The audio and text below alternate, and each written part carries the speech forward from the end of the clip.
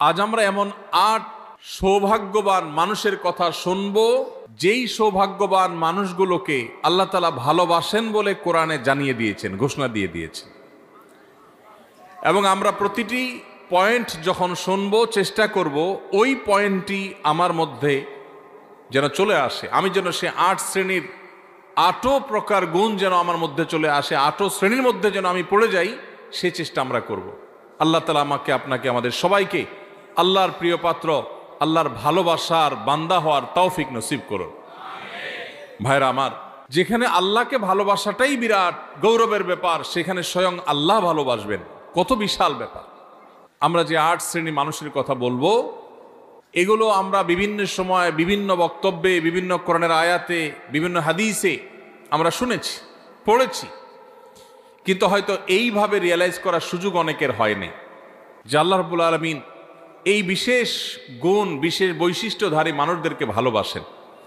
তো আমরা সেগুলো জানবো ইনশাআল্লাহ। আল্লাহ তাআলা কোরআনে কারীমে বলেছেন, ওয়াল্লাযীনা আমানু আশাদ্দু হুব্বাল লিল্লাহ, যারা ঈমানদার, যারা আল্লাহর প্রতি ঈমান এনেছেন, আখিরাতের প্রতি ঈমান এনেছেন, সে মুমিন বান্দারা তারা আল্লাহকে সবচেয়ে প্রকটভাবে, সবচেয়ে শক্তভাবে, সবচেয়ে প্রগাঢ়ভাবে, সবচেয়ে বলিষ্ঠভাবে আল্লাহ রাব্বুল আলামিনকে ঈমানদারেরা ভালোবাসে। এটা আমাদের ঈমানদারদের ভালোবাসা। আমাদের ভালোবাসা সবচেয়ে প্রকট হবে, সবচেয়ে প্রগাঢ় হবে, সবচেয়ে বেশি ভালোবাসা হবে কার জন্য? কেন আল্লাহর জন্য ভালোবাসা হবে? কারণ ভালোবাসার যে সূত্র, কারোর গুণে মুগ্ধ হয়ে, কারোর অবদানে তুষ্ট হয়ে, তৃপ্ত হয়ে আমরা তাকে ভালোবাসি। সকল গুণের সৃষ্টিকর্তাকে আল্লাহ রাব্বুল আলামিন। যদি কারোর গুণে, কোনো ব্যক্তি বা বস্তুর গুণে আমাকে মুগ্ধ করে এবং তাকে ভালোবাসতে বাধ্য করে, তাহলে ওই ব্যক্তি বা বস্তুর গুণের সৃষ্টিকর্তা, যিনি এই গুণকে সৃষ্টি করেছেন, এই গুণ তার সৃষ্টি না হলে ওই ব্যক্তি বা বস্তুর মধ্যে আসতোই না। তাহলে সে আল্লাহকে ভালোবাসা, এটা আমাদের বিবেকের দাবি, এটা আমাদের যুক্তি এবং ঈমানের দাবি কত বেশি হওয়ার কথা। ঠিক একইভাবে আমার প্রতি কারোর অবদান আছে, কেউ আমার উপকার করেছেন, অর্থ দিয়ে, কড়ি দিয়ে, পয়সা দিয়ে, কোনোভাবে আমার উপকার করেছেন, সেজন্য আমি তাকে ভালোবাসি। যিনি আমার উপকার করেছেন, তিনি নিজে উপকার করার ক্ষমতা সংরক্ষণ করেন না, আল্লাহ তাআলা তাকে উপকার করার ক্ষমতা দিয়েছেন, সামর্থ্য দিয়েছেন, তৌফিক দিয়েছেন, মানসিকতা দিয়েছেন, তাই তিনি করতে পেরেছেন। তাহলে যে আল্লাহর দান না হলে তিনি উপকারটাই করতে পারতেন না, তাহলে আমি কারোর দ্বারাই উপকৃত হয়ে তাকে যদি ভালোবাসি, তাহলে যে আল্লাহর দানে এই উপকারটা আমি পাওয়ার সুযোগ পেয়েছি, তাকে ভালোবাসা আমার ঈমানের কত বেশি দাবি হতে পারে। ভাইরা আমার, অথচ আল্লাহকে ভালোবাসা, এটা সাধারণত আমাদের মধ্যে আমরা সেভাবে অনুভব করি না। এমনকি আমরা অনেকে হয়তো জানিও না যে আল্লাহকেও ভালোবাসা যায়। অনেক মুসলমান আছে যে আল্লাহর প্রতি ঈমান আনি, আখিরাতের প্রতি ঈমান এনেছি, ঈমানের সব পিলারগুলোর উপর ঈমান এনেছি, কিন্তু আমি জানি না যে আমার ভালোবাসার সবচেয়ে বেশি হকদার আল্লাহ, সবচেয়ে বেশি হকদার আল্লাহ। এটা জানা তো দূরের কথা, আল্লাহ রাব্বুল আলামিনকেও যে ভালোবাসা যায় বা ভালোবাসা উচিত, এই সেন্সটুকু পর্যন্ত আমাদের অনেক মুসলমানদের মধ্যে নাই। ভাইরা আমার, ভালোবাসার যত কারণ থাকতে পারে, তার সব কারণ, এই সবগুলো যার কারণে বা যার সৃষ্টি হিসেবে, সেগুলোর কারণে আল্লাহ রাব্বুল আলামিনের প্রতি ভালোবাসা, এটা ঈমানের দাবি। কারোর মধ্যে যদি আল্লাহর প্রতি ভালোবাসা কম থাকে, তাহলে বুঝতে হবে তার ঈমান দুর্বল। আর কারোর যদি আল্লাহর ভালোবাসা তার মধ্যে বেশি থাকে, বুঝতে হবে তার ঈমান শক্তিশালী। আল্লাহর প্রতি আমাদের ভালোবাসা আছে কিনা, এটা বোঝার উপায় কি, বা এটা সৃষ্টি করার উপায় কি, সে বিষয়ে আলোচনা করা আজকে আমাদের উদ্দেশ্য না, সেটা ভিন্ন টপিক। আমি শুধু মূল বিষয়টা পারলাম যে ঈমানদার হিসাবে আমরা আমাদের মাকে ভালোবাসি, আমরা আমাদের বাবাকে ভালোবাসি, আমরা আমাদের স্বামীরা স্ত্রীদের, স্ত্রীরা স্বামীদেরকে বাবা সন্তানকে, সন্তান বাবাকে, ভাই বোন পরস্পরকে আমরা একে অন্যকে ভালোবাসি। এই যে আমরা একে অন্যকে ভালোবাসি, আমাদের ভালোবাসার গণ্ডি, আমাদের ভালোবাসার সীমানার মধ্যে সর্বাগ্রে থাকতে হবে আমাদের রব আল্লাহ রাব্বুল আলামিন। কারণ মা বাবা না হলে আমি দুনিয়াতে আসতাম না, আর আল্লাহ রাব্বুল আলামিন মা বাবাকে সৃষ্টি না করলে, তৌফিক না দিলে আমার দুনিয়াতে আসার কথা মা বাবাও চিন্তা করতেন না। এই জন্য ভাই, আল্লাহ তাআলাকে আমাদের ভালোবাসতে হবে। আল্লাহর প্রতি ভালোবাসা, এটা যখন আল্লাহর নেয়ামত সম্পর্কে আমরা জানবো, আল্লাহর দান অনুদানগুলোর কথা, আল্লাহর নেয়ামত রাজির কথা যখন আমরা গবেষণা করব, ভাববো, স্বয়ংক্রিয়ভাবে আল্লাহর ভালোবাসা আমাদের মধ্যে চলে আসবে। আল্লাহ তাআলা আমাদেরকে আল্লাহর ভালোবাসা অন্তরের অন্তঃস্থলে সুগভীরভাবে স্থাপন করার তৌফিক নসিব করুন। ভাইরা আমার, আল্লাহ রাব্বুল আলামিন তাকে যেখানে আমাদের ভালোবাসা কর্তব্য, সেখানে আল্লাহ তাআলা তার কিছু প্রিয় বান্দাদেরকে স্বয়ং ভালোবাসেন।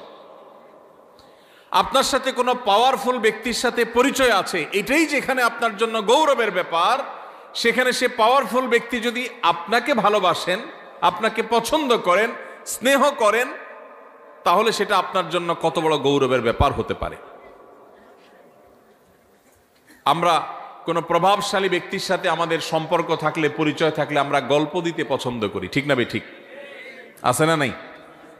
অমুক খালাতো ভাই, অমুক তালতো ভাই, অমুক ব্যয়, এসব গল্প দিতে আমাদের ভালো লাগে, কারণ লোকটা অনেক প্রভাবশালী।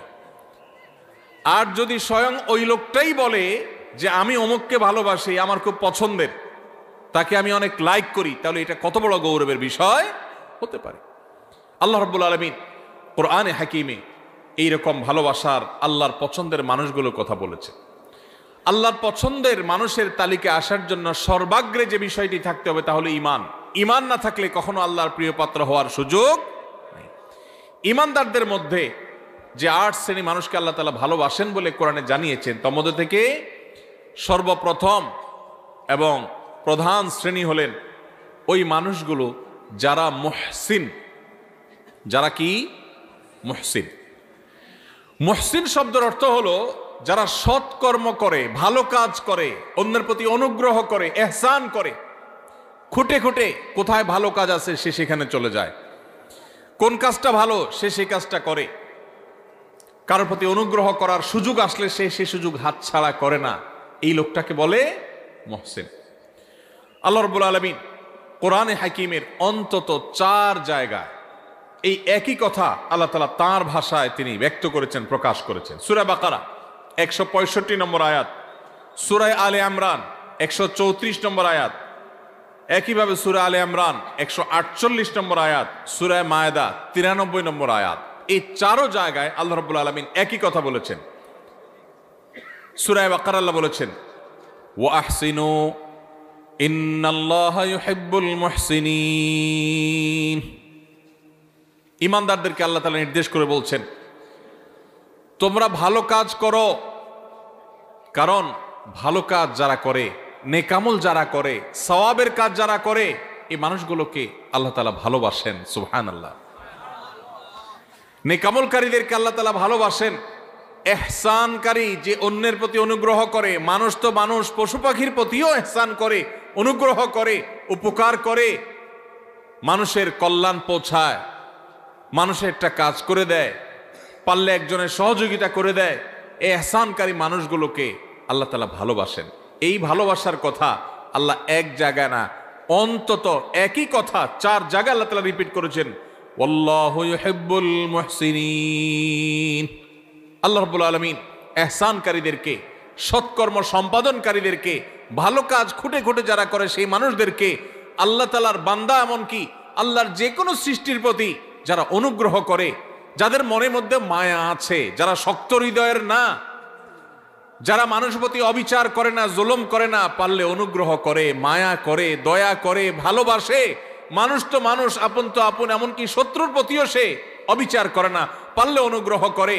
এই মানুষগুলোকে আল্লাহ তাআলা ভালোবাসেন। ভাইরা আমার, তাহলে আমরা আল্লাহর ভালোবাসার মানুষগুলোর প্রথম শ্রেণীর সাথে পরিচিত ইতোমধ্যে হয়ে গেলাম। তারা হলো যারা খুঁজে খুঁজে সব নেকামল ভালো কাজগুলো করে, বিশেষ করে আল্লাহর সৃষ্টি একটি একটি করে খুঁজে সবার সাথে অনুগ্রহ করে, মায়া করে, দয়া করে, ইহসান করে, আমরা সেই কাতারে শামিল হওয়ার চেষ্টা করব তো ইনশাআল্লাহ। হে আরশে আজিমের মালিক, আপনি আমাদের সবাইকে মুহসিনদের কাতারে, আপনি যাদেরকে ভালোবাসেন বলে কোরআনে ঘোষণা দিয়েছেন, আল্লাহ আমরা যেন সেই মানুষদের কাতারে শামিল হতে পারি সেই তৌফিক নসিব করেন। আজকের এই মাহফিল থেকে আমরা ভাই নিয়ত করে নেই, যখনই কোনো ভালো কথা শুনবো সবার আগে আমল করব। যখনই কোনো ভালো কথা জানবো সবার আগে সেটা বাস্তবায়ন করব। যখনই কারোর প্রতি উপকার করার, ইহসান করার, কারোর কল্যাণ পৌঁছানোর, কারোর সেবা করার, কারোর একটু সহযোগিতা করার সুযোগ পাবো, সবার আগে সেটা আমি ধরবো, হাতছাড়া করব না, চেষ্টা করবো তো ইনশাআল্লাহ।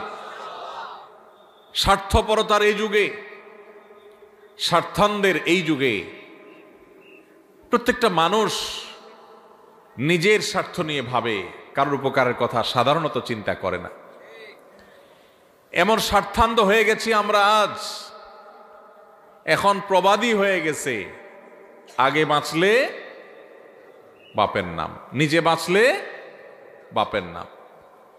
নিকৃষ্টতম একটা প্রবাদ আমাদের বাংলা ভাষায় প্রচলিত, নিকৃষ্টতম প্রবাদ, নিজে বাঁচলে বাপের নাম। এটা সেলফিশদের প্রবাদ, এটা কোনো মুসলমানের প্রবাদ নয়, এটা কোনো ভালো মানুষের প্রবাদ হতে। নিজে বাঁচলে অর্থাৎ আমারটা ঠিক থাকলে 16 আনা, তারপরে এবার বাপের চিন্তা করব, অন্যের চিন্তা করব। এটা কি ভালো মানুষের কথা না স্বার্থপরের কথা? আমরা সেই সাহাবীদের রুহানি সন্তান, আমরা সেই নবীর উম্মত যেই নবী নিজের চিন্তা পরে করতেন, মানুষের চিন্তা আগে করতেন। আমরা কি নিজের চিন্তা আগে করব না মানুষের চিন্তা আগে করব? যে বলে নিজে আগে বাঁচলে বাপের নাম, নিজে বাঁচলে বাপের নাম, তার এই কথার মধ্য দিয়ে সে মূলত তার স্বার্থপরতার কথার বার্তা দিয়েছে, ইঙ্গিত দিয়েছে। একজন মুসলমান তিনি তার জীবন বিপন্ন করে হলেও, তার জীবন বাজি রেখে হলেও আগে তার বাপকে বাঁচানোর চেষ্টা করবে, ঠিক না ঠিক? আপনার জীবন আপনার বাপের জীবন, দুইটার যে কোনো একটা টিকবে আপনি যদি এটা জানেন। আপনি আপনার মা, দুজনের যে কোনো একজন বাঁচতে পারবেন যদি আপনি জানেন। আপনি যদি নিজেরটা বাঁচানোর চিন্তা করেন, মারটার বাঁচানোর চিন্তা না করেন, আপনি কি সুসন্তান না কুসন্তান? তাহলে বোঝা গেল স্বার্থপর এটা কখনো ভালো মানুষের চরিত্র নয়। একজন ভালো মানুষের চরিত্র হলো তিনি কিভাবে অন্যের উপকার করবেন। আল্লাহ রাব্বুল আলামিন কোরআনে কারিমে এই অন্যের প্রতি অনুগ্রহকারী মানুষদের প্রশংসা করেছেন বিভিন্ন জায়গায়। ওয়ায়ুসিরুনা আলা আনফুসিহিম ওয়ালাউ কানা বিহিম খাসাসা। আল্লাহ রাব্বুল আলামিন সাহাবীদের প্রশংসা করে বলেছেন তারা অন্যকে অগ্রাধিকার দেয়, নিজের উপরে অন্যকে অগ্রাধিকার দেয়। নিজের শত কষ্ট, শত প্রয়োজন থাকা সত্ত্বেও আরেক ভাইয়ের প্রয়োজন থাক, আমি নিলাম না, আমার ভাইকে দিলাম। ভাইয়ের আমার, নামাজি মুসলমান বহু পাবেন, কম হোক বেশি হোক সব এলাকায় পাবেন। রোজাদার মুসলমানও পাবেন। ওয়াজ মাহফিলে এসে ঘন্টাকে ঘন্টা বসে বসে ওয়াজ শোনার মতো মুসলমানও পাবেন। কিন্তু এই মুহসিন মুসলমান ঘরে ঘরে প্রত্যেকটা জায়গায় জায়গায় আপনি খুঁজে পাবেন না। এই জন্য আজকের এই মাহফিল থেকে আমরা মুহসিন মুসলমান হওয়ার প্রতিজ্ঞা করে, নিয়ত করে তারপর যাব ইনশাআল্লাহ। আল্লাহ আপনি আপনার বান্দা আমাদেরকে আপনার মুহসিন বান্দাদের কাতারে শামিল হওয়ার, গণ্য হওয়ার, তাদের অন্তর্ভুক্ত হওয়ার তৌফিক আপনি নসিব করেন। ভাইরা আমার, নিজের চিন্তা যারা শুধু করে, যারা স্বার্থপর হয় তারা সুখী হয়, আর যারা অন্যের চিন্তা বেশি করে নিজের চাইতে, এরা ডাবল সুখী হয়। কিভাবে ডাবল সুখী? আপনি শুধু নিজের চিন্তা করলে আপনি সুখী হবেন, ঠিক আছে। আপনি যদি নিজের চিন্তা বাদ দিয়ে বা নিজের চিন্তাকে অগ্রাধিকার না দিয়ে আরেকজনকে আপনি অগ্রসর করে দেন, আরেকজনের চিন্তা করেন যে আমি একটু কষ্ট করি, আরেকজনকে সুযোগ দিই, এইটা যদি আপনি চিন্তা করেন, মানুষের মুখে হাসি ফুটানোর যে আনন্দ, মানুষের উপকার করার যে আনন্দ, এই আনন্দ নিজে ভোগ করার মধ্যে কখনো নিহিত। আমাদের এই প্রিয় স্বদেশ, এই প্রিয় বাংলাদেশকে যদি আমাদের গড়ে তুলতে হয় সত্যিকারের স্বপ্নের বাংলাদেশ হিসাবে, তাহলে আমাদের প্রত্যেককে এই মহসিনদের কাতারে সামিল হতে হবে। স্বার্থপর মানুষ দিয়ে একটা সুন্দর দেশ কখনো গড়া যেতে পারে?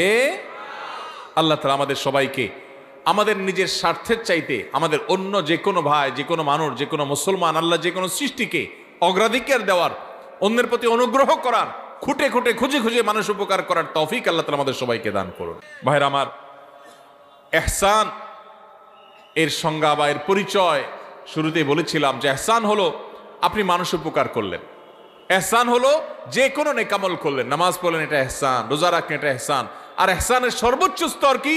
নবী করিম সাল্লাল্লাহু আলাইহি সাল্লাম হাদিসে জিবরিল, ঐতিহাসিক হাদিস, যে হাদিসে জিবরিল আলাইহিস সালামের মাধ্যমে আমাদেরকে দ্বীন শেখানো হয়েছে, সেই হাদিসে নবী করিম সাল্লাল্লাহু আলাইহি ওয়াসাল্লাম শিক্ষা দিয়েছেন কি?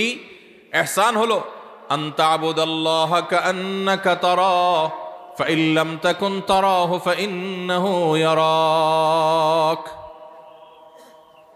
আপনি যখন ইবাদত করবেন, নামাজ পড়বেন, আপনার স্মরণ আসবে যে আমি নামাজে দাঁড়িয়েছি, আমি আল্লাহকে দেখছি, আল্লাহকে দেখছি, এই কথা মনে করে নামাজে দাঁড়াবেন। আর যদি এই কথা মনে করতে না পারেন, এতদূর শক্তিশালী ইমানদার না হন, তো কমপক্ষে এইটা ভাববেন যে আল্লাহ তাআলার অবজারভেশনে আমি আছি, আল্লাহ আমার দিকে তাকিয়ে আছে। ভাইরা আমার, আপনি কোথাও ডিউটি করেন কোনো কোম্পানির মালিক পেছনে দাঁড়ানো আছে, অন দ্য স্পট আপনি ডিউটি করছেন। আপনি যদি জানতে পারেন, আঁচ করেন, অনুভব করেন যে মালিক সাহেব পেছনে দাঁড়ানো আছে বা মনিটর করছেন আপনাকে, তাহলে আপনার কাজের সিরিয়াসনেস একটু হলেও বেশি হবে কি হবে না? আপনি একটু নড়ে চড়ে বসবেন কি বসবেন না? ভাইরা আমার, ঠিক একইভাবে আমরা যখন ইবাদত বন্দেগী করব, যে কোনো ভালো কাজ করব, আমরা চিন্তা করব আমাদেরকে কে দেখছেন? আল্লাহ দেখছেন। আল্লাহ রাব্বুল আলামিন সবকিছু দেখেন, কোনো কিছুই তার কাছে গোপনীয় থাকে না। বিধায় ওই মানসিকতা নিয়ে যদি ইবাদত করতে পারেন, এটা হলো ইহসানের সর্বোচ্চ স্তর, সর্বোচ্চ লেয়ার। আপনি মুহসিনদের মধ্যে সবচেয়ে আপার ক্লাসের মুহসিন হতে পারবেন যদি আপনার সমস্ত ইবাদত করার সময় আল্লাহর কথা স্মরণ হয়। আপনি যখন নামাজে দাঁড়িয়ে সূরা পড়ছেন, আপনার মনে হচ্ছে আল্লাহ আমাকে দেখছেন। এই যে ওয়াজ মাহফিলে বসে আপনি কোরআন এবং হাদিসের কথা শুনছেন, একটি ভালো কাজে এসেছেন, এখনো আপনার মনে হবে যে আমার আল্লাহ দেখছেন যে বান্দা আমার কোরআন হাদিসের কথা শুনছেন। অতএব আমার মনের মধ্যে যেন বাজে চিন্তা না আসে, আমার নিয়তের মধ্যে যেন ভেজাল না ঢুকে, আমি যেন ভুল কিছু না করি। আল্লাহ তাআলা আমাদের সবাইকে এইভাবে আমাদের সমস্ত আমলগুলোকে ইহসানের সর্বোচ্চ স্তর দিয়ে সাজিয়ে মুহসিনদের সবচেয়ে আপার ক্লাসে পৌঁছার তৌফিক নসিব করুন। তাহলে প্রথম প্রকার মানুষ পেয়ে গেলাম যাদেরকে আল্লাহ রাব্বুল আলামিন ভালোবাসেন, তারা হলেন মুহসিন। আল্লাহ রাব্বুল আলামিনের নির্দেশ পালন করতে গিয়ে সকল ভালো কাজে তাদেরকে পাবেন। সব সমাজে এরকম কিছু মানুষ কম হোক বেশি হোক পাবেন, যে খুঁজে খুঁজে দেখবেন যে সব ভালো কাজ করে। মসজিদে সবার আগে, বন্যা হয়েছে ত্রাণ নিয়ে সবার আগে, কেউ বিপদে পড়ছে সবার আগে, রমজানের রোজা সবার আগে, তারাবিতে সবার আগে, যে কোনো ভালো কাজে সবার আগে পাবেন। এরকম মুহসিন মানুষদের মধ্যে আমরা শামিল হতে চাইব। আল্লাহ আমাদের সবাইকে তৌফিক নসিব করুন। নাম্বার 2, দ্বিতীয় যে শ্রেণীর মানুষকে আল্লাহ তাআলা ভালোবাসেন বলে ঘোষণা দিয়েছেন কোরআনে, এক জায়গায় নয়, একাধিক জায়গায়, অন্তত 3 জায়গায় আল্লাহ তাআলা একই কথার ঘোষণা দিয়েছেন। সেই মানুষগুলো হলেন মুত্তাকিরা। কারা? মুত্তাকিগণ। মুত্তাকিদেরকে আল্লাহ রাব্বুল আলামিন ভালোবাসেন বলে আল্লাহ তাআলা জানিয়ে দিয়েছেন। তাহলে আমরা মুহসিন হওয়ার চেষ্টা করব, আবার একাধারে মুত্তাকি হওয়ারও চেষ্টা করব ইনশাআল্লাহ। মুহসিনের পরিচয় তো আমরা জানলাম। মুত্তাকি কাকে বলে ভাই? মুত্তাকি বলা হয় ওই ব্যক্তিকে, যেই ব্যক্তি আল্লাহর ভয়ের চেতনা, আল্লাহর সামনে তাকে দাঁড়াতে হবে। দুনিয়ার এই জীবন এক সময় শেষ হবে, এই সংসার এক সময় ভাঙবে এবং তাকে আল্লাহর সামনে যেতে হবে, দাঁড়াতে হবে। ওই কথা চিন্তা করে আল্লাহর সব আদেশগুলো মেনে চলে, নিষেধগুলো থেকে বেঁচে থাকে। কেন? একটা সুপ্ত চেতনার ভিত্তিতে। সেই চেতনার নাম হলো তাকওয়ার চেতনা, আল্লাহ ভীতির চেতনা। এই চেতনা তাকে পরিচালিত করে, সে একটা মন্দ কাজ করার সুযোগ পায় কিন্তু সে করে না। কেন? তার অন্তরে সুপ্ত সেই তাকওয়ার চেতনা তাকে বাধা দেয় যে আল্লাহ না দেখছেন, আল্লাহ না নিষেধ করেছেন, এই কাজ করলে না আল্লাহ জাহান্নামে শাস্তি দিবেন, এই ভয়ে সে কাজ করে না। এর নাম তাকওয়া। যেই চেতনা, যেই শক্তি, যেই সুপ্ত ঈমানের নূর মানুষকে ফজরের সময় কনকনে শীতের দিনে মসজিদে নিয়ে যায়, যেই সুপ্ত চেতনা সুদ এবং ঘুষের কারবার, দুর্নীতি, অপশাসন করার ক্ষমতা থাকা সত্ত্বেও আল্লাহর ভয়ে আল্লাহর সামনে দাঁড়াতে হবে, সেই ভয়ে সেই কথা চিন্তা করে সেই অন্যায় কাজ থেকে বিরত রাখে, ওই চেতনার নাম হলো তাকওয়া। আর ওই চেতনা যার বক্ষে আছে, যার অন্তরে আছে, তার নাম হলো মুত্তাকি। তার নাম হলো কি ভাই? মুত্তাকি। নবী করিম সাল্লাল্লাহু আলাইহি সাল্লামের একজন আদরের সাহাবী অত্যন্ত চমৎকার ভাবে তাকওয়া এবং মুত্তাকির পরিচয় দিয়েছেন। সেটা হলো, একজন মানুষ একটা জায়গায় আছেন, তিনি আরেকটা জায়গায় যাবেন। এই জায়গায় যেতে গিয়ে মাঝখানে একটা জায়গা পড়বে, এখানে সব কাঁটাওয়ালা গাছ, যে গাছের কাঁটা নিচে পড়ে পড়ে পড়ে ভরে গেছে। এই লোকটা যখন এই জায়গাটা পার হবে, ওই কাঁটাওয়ালা জায়গাটা পার হওয়ার সময়, যেহেতু কণ্ঠকাকীর্ণ জায়গা, চতুর্পাশে কাঁটা আর কাঁটা, তখন এই লোকটা পার হওয়ার সময় খুব সতর্কতার সাথে পার হবে। পা ফেলার সময় যেখানে কাঁটা নাই দেখে ওখানে পা দিবে, আবার কোথায় কাঁটা নাই ওখানে আরেক কদম দিবে, এভাবে সে আগাবে। এত কিছুর পরও যদি কখনো তার পায়ে কাঁটা লেগে যায়, দ্রুততার সাথে সেটা বের করে সামনে আরো বেশি সতর্ক হয়ে সে হাঁটবে। ঠিক একইভাবে দুনিয়াতে আমরা এসেছি, আল্লাহ তাআলা আমাদেরকে এখান থেকে পার করে এই জীবনকে আল্লাহর কাছে নিয়ে যাবেন, আখিরাতে আমরা যাব। এখানে বহু কাঁটা বিছানো আছে ভাই, হারামের কাঁটা, অশ্লীলতার কাঁটা, অন্যায়ের কাঁটা, দুর্নীতির কাঁটা, চুরির কাঁটা, ডাকাতির কাঁটা, মিথ্যা কথা বলার কাঁটা, হাজারো হারাম কাঁটা এখানে বিছানো আছে। ঈমানদার এই কাঁটাগুলো থেকে বাছাই করে করে তিনি পা ফেলবেন। যেখানে মিথ্যা নেই সেখানে আছেন, যেখানে চুরি নেই সেখানে আছেন, যেখানে ডাকাতি নেই সেখানে আছেন, এভাবে করে করে তিনি জীবন পার করবেন। এরপরেও যদি কখনো তার গুনাহ হয়ে যায়, কাঁটা পড়ে যায়, তখন সে কাঁটা ফেলে তওবা করে আবার নতুন করে আরো বেশি সংকল্প করে শক্তিশালী তওবা করে সে সামনে হাঁটবে। এই যে চেতনা, এই যে গুনাহ থেকে বাঁচার চেষ্টা, এটার নাম হলো তাকওয়া। আর এই যে চেষ্টা যারা করে তাদের নাম কি? মুত্তাকি। আল্লাহ রাব্বুল আলামিন কোরআনে কারীমের সূরা তওবার 7 নম্বর আয়াতে তিনি ঘোষণা দিয়েছেন, ইন্নাল্লাহা ইউহিব্বুল মুত্তাকিন। আল্লাহ রাব্বুল আলামিন মুত্তাকিদেরকে ভালোবাসেন, মুত্তাকিদেরকে আল্লাহ তাআলা পছন্দ করেন, যারা হারাম থেকে বাঁচার জন্য এইরকম চেষ্টা করে। ঠিক একইভাবে আল্লাহ তাআলা সূরা আলে ইমরানের 76 নম্বর আয়াতে একই কথা বলেছেন, ফাইন্নাল্লাহা ইউহিব্বুল মুত্তাকিন। আল্লাহ রাব্বুল আলামিন মুত্তাকিদেরকে ভালোবাসেন। ভাইরা আমার, এই একই নির্দেশ আল্লাহ রাব্বুল আলামিন একই কথা একাধিক জায়গায় বলেছেন যে তিনি মুত্তাকিদেরকে ভালোবাসেন। তাহলে আমাদের সমাজে আপনি ডানে বামে খোঁজ করলে দেখবেন কিছু লোক আছে আপনার মসজিদে নামাজ পড়ে, আপনার এলাকায় বসবাস করে, হারামের ধারে কাছে নাই, হারাম দেখলে সে সেখান থেকে চলে যায়, আছে না নাই? যারা যুবক আছেন, কিছু কিছু বন্ধু বান্ধব আছে, দেখবেন যে বন্ধুরা সবাই মিলে কোনো অপকর্ম করবে, সেখানে হয়তো দুই একজন বন্ধু বলে, না দোস্ত আমি এখানে যাব না, আমি এই কাজ করব না, সে সেখানে যাইতে চায় না, আছে না নাই? এটাকে বলা হয় মুত্তাকি। যাদের সুপ্ত চেতনা তাদেরকে আল্লাহর ভয়ে অন্যায় থেকে বিরত রাখে, তার সুযোগ আছে, শক্তি আছে, সামর্থ্য আছে, পার্থিব কোনো কারণে নয়, শুধু আল্লাহ ভীতির চেতনার কারণে সে হারাম থেকে বেঁচে থাকার জন্য সংগ্রাম করে, এই লোকটাকে বলা হয় মুত্তাকি। এই লোকটাকে কোনো সিসি ক্যামেরা দ্বারা মনিটরিং করতে হয় না, তার বক্ষে অবস্থিত তাকওয়ার চেতনাই তাকে মনিটর করে, তাকে পাহারাদারি করে। আল্লাহ রাব্বুল আলামিন আমাদের সবাইকে মুত্তাকিদের কাতারে শামিল হওয়ার তৌফিক নসিব করুন। সবাই মুত্তাকি হওয়ার জন্য চেষ্টা করব তো ইনশাআল্লাহ। ভাইরা আমার, কোরআনে কারীমে আল্লাহ রাব্বুল আলামিন একাধিক জায়গায় বলেছেন, ওয়াল আকিবাতু লিত্তাকওয়া। ভাইরে, দুনিয়াতে যার নোট আছে তার পাওয়ার আছে, তার লোক আছে, যার ভোট আছে তারও পাওয়ার আছে, লোক আছে। দুনিয়াতে বহু পাওয়ার নিয়ে মানুষ চলে, গাড়ি বাড়ি আছে। বস্তুবাদের এই পৃথিবী আমাদেরকে এই বার্তা দিয়েছে যে গাড়ি বাড়ি আছে, টাকা পয়সা আছে, সব দিক থেকে আমি উন্নত, তাহলে সেক্ষেত্রে আমি ভালো থাকব, শেষ হাসি আমার হবে বা ভালো আমি থাকব। আল্লাহ কোরআনে বলেছেন ওয়াল আকিবাতু লিত্তাকওয়া।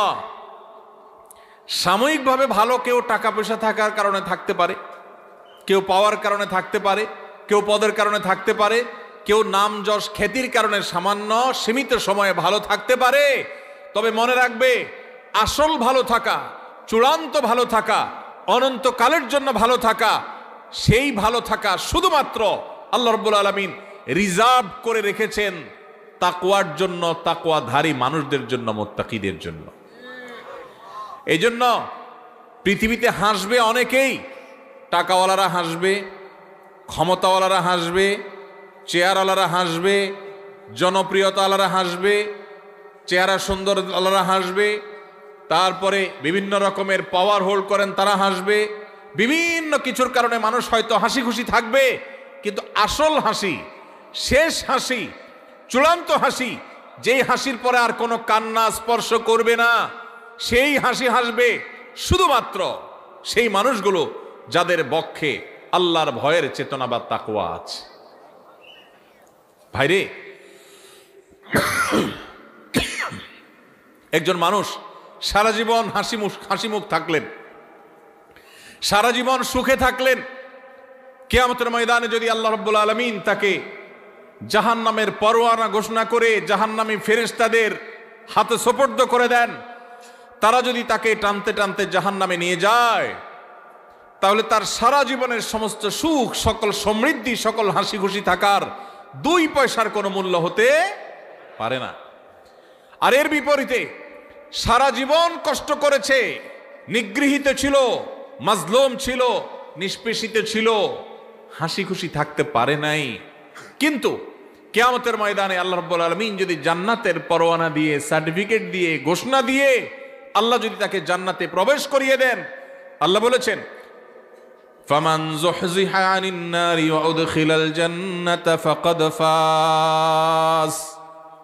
যে ব্যক্তিকে জাহান্নাম থেকে দূরে সরানো হবে আর জান্নাতে প্রবেশ করানো হবে, এই ব্যক্তি সফল, এই ব্যক্তি সাকসেস।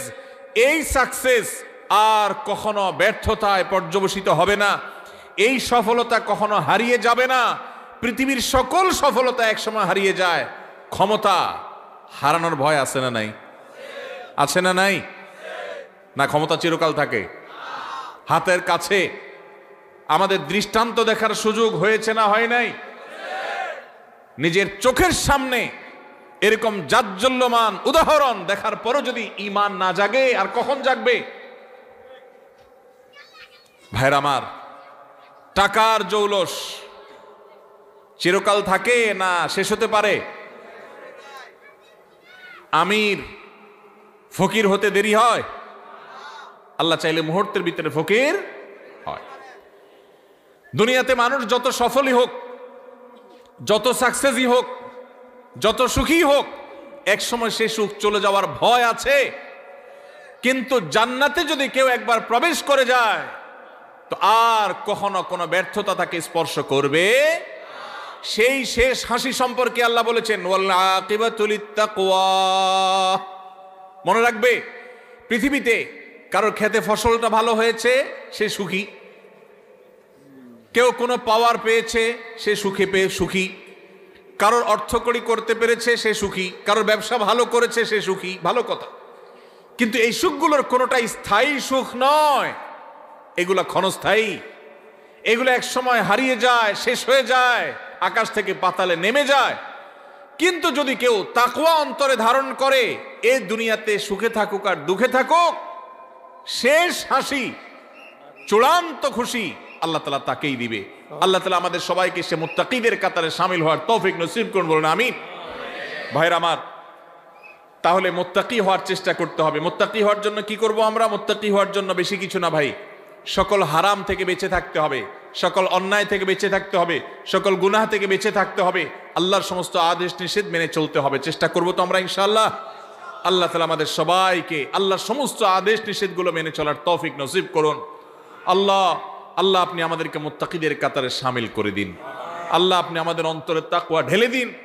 আল্লাহ তাকওয়া আমাদের অন্তরে স্থির করে দিন। আমাদেরকে যেন আপনার তাকওয়ার শক্তি যেন পরিচালিত করে, তাকওয়ার প্রভাবে যেন আমরা প্রভাবিত হই, আমরা যেন মুত্তাকিদের ইমাম হতে পারি। আল্লাহর কাছে দোয়া করবো তো ইনশাআল্লাহ। তাহলে দ্বিতীয় শ্রেণীর মানুষ পাইলাম। আপনার সমাজে আপনার আশেপাশে যদি দেখেন এমন মানুষ, আল্লাহর ভয়ে তারা হারামের কাছে যায় না, আল্লাহর ভয়ে তারা হালাল ছাড়ে না, ফরজ কাম ছাড়ে না, ওয়াজিব কাম ছাড়ে না, এইরকম মানুষ যদি খুঁজে পান তাহলে বুঝে নিবেন এই লোকটা সেই মানুষ যাকে আল্লাহ ভালোবাসেন, এবং আপনিও চেষ্টা করবেন সেই কাতারে যাওয়ার। আল্লাহ আমাকে তৌফিক দান করুক। আমি আপনাদের কাছে দোয়া চাই, আল্লাহ যেন শুধু নামকা আস্তে মুসলমান না রাখেন। আমরা সবাই নিজেকে মুসলমান দাবি করি, সোকল বা নামকা আস্তে মুসলমান হয়তো আমরা সবাই আছি কম বেশি, কিন্তু মুত্তাকি মুসলমান খুব বেশি নাই ভাই। হারামও করে আবার মুসলমান, এই লোক মুত্তাকি না। মুত্তাকি সে যে আল্লাহ নিষেধ করেছেন এটা জানার পর সকল লোভ থাকা সত্ত্বেও, সকল আকর্ষণ থাকা সত্ত্বেও সে সেখান থেকে নিজেকে বিরত রাখে। কোনো যুবক কোনো মেয়ের সাথে হারাম রিলেশন, হারাম সম্পর্ক এটা সে করে না আল্লাহর ভয়ে, এর নাম তাকওয়া। মাদকের ব্যবসা করে লাল হওয়ার সুযোগ আছে কিন্তু করে না আল্লাহর ভয়ে, এর নাম তাকওয়া। ফজরের সময় আরামের ঘুম ঘুমানো যায় কিন্তু আরামের ঘুম ছেড়ে কনকনে শীতের মধ্যে ওযু করে ঠান্ডা পানি দিয়ে নামাজ পড়তে যায়, এর নাম তাকওয়া। আল্লাহ আমাদের সবাইকে সেই তাকওয়া আমাদের অন্তরে ধারণ করার তৌফিক নসিব করুন। তাহলে আল্লাহ যাদেরকে ভালোবাসেন তাদের মধ্যে দ্বিতীয় প্রকার হলেন মুত্তাকিরা। নাম্বার 3, তৃতীয় প্রকার মানুষ যাদেরকে আল্লাহ ভালোবাসেন তারা হলেন সেই মানুষেরা যাদের মধ্যে ন্যায় বিচার আছে, যারা ইনসাফ করে, যারা মানুষের প্রতি অবিচার করে না, যারা ন্যায়নিষ্ঠ আচরণ করে, অন্যায় অবিচার করে না। কোরআনে কারিমে যে 2-3টি নির্দেশ সবচেয়ে বেশি সংখ্যকবার আল্লাহ তাআলা দিয়েছেন, বারবার দিয়েছেন, বিভিন্ন জায়গায় দিয়েছেন, সেই কয়েকটা নির্দেশের মধ্য থেকে একটা হলো এই নির্দেশটা যেন একজন মানুষ তিনি যেন ইনসাফ করে চলেন, তার জীবনে যেন ন্যায় বিচার থাকে, তার মধ্যে যেন জুলুমের মানসিকতা না থাকে, অবিচার করার মানসিকতা যেন না থাকে। আপনারা হয়তো অনেকে বলবেন এটা আবার আমাদের সাথে খুব বেশি প্রাসঙ্গিক কিভাবে? যারা জাজ, যারা বিচারপতি, তারা তাদের ওই চেয়ারে বসে তারা ন্যায় বিচার করবেন কি করবেন না, বা যারা যখন শাসনভার যাদের দায়িত্বে থাকে, কাঁধে থাকে, ক্ষমতায় থাকে, তারা ন্যায় বিচার করবেন কি করবেন না এই প্রশ্ন আসতে পারে। আমরা সাধারণ মানুষ, আমাদের ন্যায় বিচার প্রশ্ন কোত্থেকে? অনেকে হয়তো এটা মনে করবেন। ভাইরা আমার, আমাদের প্রত্যেকটা মানুষের জীবনে ন্যায় বিচার করার প্রসঙ্গ আসে কিভাবে? আপনি যদি আপনার জীবনে কখনো একটা নির্দোষ মানুষকে দোষী বলেন, লোকটার আসলে কোনো দোষ নাই, কেউ একজন ফেসবুকে তার নামে একটা বদনাম উঠায় দিছে, আপনিও সেটা শেয়ার করে তার বদনামি করছেন, তাহলে এটা কি তার প্রতি সুবিচার হলো না অবিচার হলো? এই অবিচারটা আমাদের দ্বারা হয় কি হয় না? হয়। ঠিক একইভাবে আমাদের আশেপাশে অসংখ্যবার সকাল থেকে রাত পর্যন্ত আমরা দেখা যায় আমরা অবিচার করি, আমরা টেরও পাই না। আল্লাহ রাব্বুল আলামিন আমাদেরকে বারবার করে বলেছেন ইমানদার কখনো অবিচারকারী হতে পারে না, ইমানদার কখনো ন্যায় ভ্রষ্ট কাজ করতে পারে না, ইমানদারকে ন্যায়সঙ্গত আচরণ করতে হয়, কখনো ন্যায় থেকে সে সরতে পারে না। আপনি দোকানদার মানুষ, আপনি মুদি দোকানদারি করেন, কাস্টমারকে দেশি মসুর ডাল দেওয়ার কথা বলে সাথে ইন্ডিয়ান মশারি মিশিয়ে দিলেন, এটা কি তার প্রতি সুবিচার করলেন না অবিচার করলেন? দাম নিলেন দেশি মশারির, দিলেন ইন্ডিয়ানটা মিশায়া। মশারি ইন্ডিয়ানটার দাম বেশি না দেশিটার দাম বেশি? যেটার দাম বেশি ওইটার টাকা নিলেন আর কম দামাটার সাথে মিশিয়ে দিলেন। ন্যায় বিচার হলো না অবিচার হলো? তার যা হক সেটা দেয়া হয়েছে না নষ্ট করা হয়েছে? ভাইরা আমার, আপনি কাস্টমার, দোকানদার না। টাকা একটা ছিঁড়ে গেছে, টাকা ছিঁড়লে টাকার মান কমে না। বাংলাদেশ ব্যাংকের নিয়ম অনুযায়ী দেশের প্রচলিত আইন অনুযায়ী কোনো টাকা ছিঁড়লে ওইটার মান কমে যায় না। কিন্তু যেভাবেই হোক আমাদের সমাজে কারোর কাছে ছেঁড়া টাকা থাকলে সে ওই টাকা চালাইতে খবর আছে, কারণ কেউ ছেঁড়া টাকা নিতে চায় না। এই জন্য আপনার কাছে কোনোভাবে একটা ছেঁড়া টাকা চলে আসছে, আপনি ছেঁড়া অংশকে লুকায়া দোকানদারকে এমনভাবে দিয়ে দিচ্ছেন ব্যস্ততার মধ্যে বেটা ক্যাশে রেখে দিস। সুবিচার হলো নাকি অবিচার হলো? দোকানদার আপনাকে জিনিসটা দিছে ভালো, আপনি টাকাটা দিছেন এমন টাকা যে টাকা নিয়ে তার ভেজালে পড়া লাগবে, তাহলে কি সুবিচার হয়েছে না অবিচার হয়েছে? একজন মানুষ তিনি এখানে নাই, তিনি এখন বাজারে গেছেন, আরেকজনের সাথে বসে তার ব্যাপারে আপনি বদনামি করলেন, তার প্রতি সুবিচার হলো না অবিচার হলো? এগুলো দূরবর্তী অবিচার। আমরা যদি একেবারে প্রাসঙ্গিক, একেবারে সবচেয়ে নিকটবর্তী যে সুবিচার অবিচারের বিষয়টা সেটাও দেখি, তো আমরা দেখব যে আমরা ওই যে আমি শুরুতে যে প্রবাদের কাছে কথা বলছিলাম, আমরা নিজের বেলায় 16 আনা, অন্যের বেলায় 1 আনাও, এটা কি সুবিচার না অবিচার? এই সমাজে বেশিরভাগ মানুষ দেখবেন এত বেশি স্বার্থপর যে নিজেরটা 16 আনা বুঝে, আরেকজনেরটা 1 আনাও বুঝে না। এই লোকটার ভিতরে সুবিচার আছে না অবিচার আছে? আল্লাহ রাব্বুল আলামিন অবিচারকারী মানুষদের ভালোবাসেন না, আল্লাহ ভালোবাসেন সুবিচারকারী মানুষদের। ভাইরা আমার, আপনি রাস্তায় যাচ্ছেন, হঠাৎ করে দেখলেন একটা ভেজাল বাজছে, গন্ডগোল চলছে। কি গন্ডগোল? আপনার খুব ঘনিষ্ঠ এক বন্ধু বাইক নিয়ে যাচ্ছে, রিকশাওয়ালার সাথে কোনোভাবে অ্যাক্সিডেন্ট হয়ে গেছে, এখন এটা নিয়ে বাদানুবাদ ঝগড়া চলতেছে, কার দোষ কার গুণ।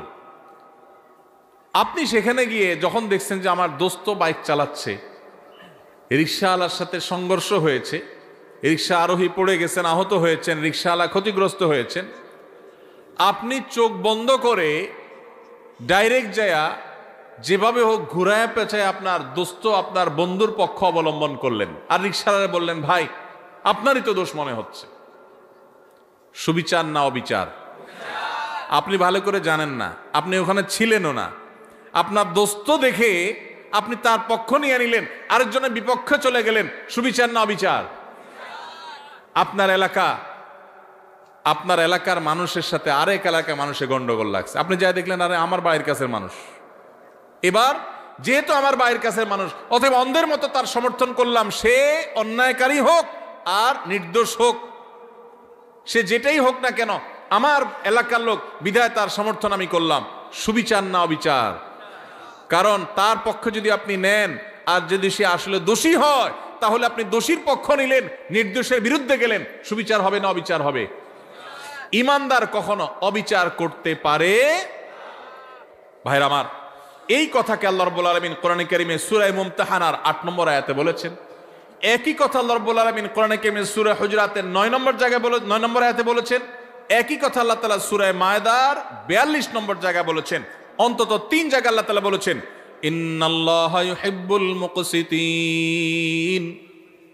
আল্লাহ বলেছেন ওয়া আকসিতু, তোমরা সব সময় ন্যায় বিচার করে চলবে, খবরদার ন্যায় বিচার করে চলবে। কারণ আল্লাহ তাআলা ন্যায় বিচারকারীদেরকে, ন্যায়নিষ্ঠ আচরণকারীদেরকে, ইনসাফকারীদেরকে ভালোবাসেন। জালিম, অত্যাচারী, অবিচারকারী এরকম মানুষকে আল্লাহ পছন্দ করেন না, ভালোবাসেন না। আল্লাহ ভালোবাসেন তাদেরকে যারা ন্যায় বিচার করে। অনেক লোক নামাজ পড়ে, ন্যায় বিচার নাই, আছে না নেই? অনেক লোক লম্বা দাঁড়িয়ে আছে কিন্তু ন্যায় বিচার নাই, আছে না নেই? এক ছেলে তার একটু বেশি টানে, আরেক ছেলের দেখতেও পারে না, দাড়ি কিন্তু লম্বা। ন্যায় বিচার না অবিচার? অবিচার। বিয়ে করেছে, শ্বশুরবাড়ির জন্য জান ফিদা, বাপ মার খোঁজ খবরও নেয় না। ন্যায় বিচার না অবিচার? অবিচার। ইমানদার সব সময় কার কতটুকু হক, আমার বাবা তার হক এতটুকু আমি দিয়ে দিব, এতে যদি আমার শ্বশুর বাড়ি না খুশি হয় হোক, এমন কি আমার শ্বশুর বাড়ির যতটুকু হক ততটুকু আদায় করতে গেলে যদি বাপের বাড়ি না খুশি হয় হোক, আমি কোনোদিন অবিচার করব না। যার যা পাওনা সেটা আমি পাই পাই করে বুঝিয়ে দিব, এর নাম সুবিচার। ইমানদার সবসময় সুবিচারকারী হবে। আজকের এই সমাজে দাড়িওয়ালা মানুষ কম বেশি আছে, টুপিওয়ালা মানুষ কম বেশি পাওয়া যায়, নামাজি মানুষ রোজাদার মানুষ কম বেশি পাওয়া যায়, ওয়াজ মাহফিল শোনা মানুষের সংখ্যাও কম নয়, কিন্তু সুবিচারকারী মানুষের সংখ্যা এদেশে হাতে গোনা হয়ে গেছে, নগণ্য হয়ে গেছে, হারিয়ে গেছে।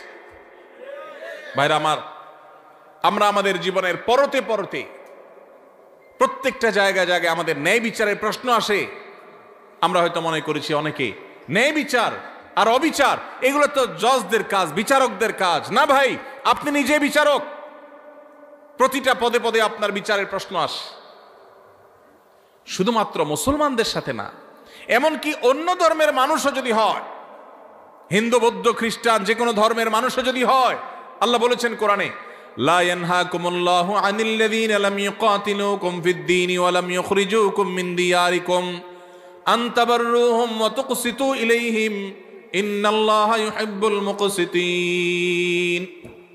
অন্য ধর্মের মানুষরা তোমাদের উপর যদি কোনো যুদ্ধ চাপায় না দেয়, তোমাদের দেশ থেকে বের করে না দেয়, শান্তিপূর্ণভাবে যদি সহাবস্থান করে, তাহলে তাদের প্রতি অন্য ধর্মের মানুষ হওয়া সত্ত্বেও ন্যায়নিষ্ঠ আচরণ করতে আল্লাহ নিষেধ করেন না, বরং ন্যায়নিষ্ঠ আচরণকারীদেরকেই আল্লাহ ভালোবাসেন। এই জন্য ন্যায়নিষ্ঠ আচরণ করবো তো ইনশাআল্লাহ। ভাইরা আমার, আমাদের জীবনের প্রতিটি পদে পদে কিন্তু ন্যায় আচরণ করার ব্যাপার আছে।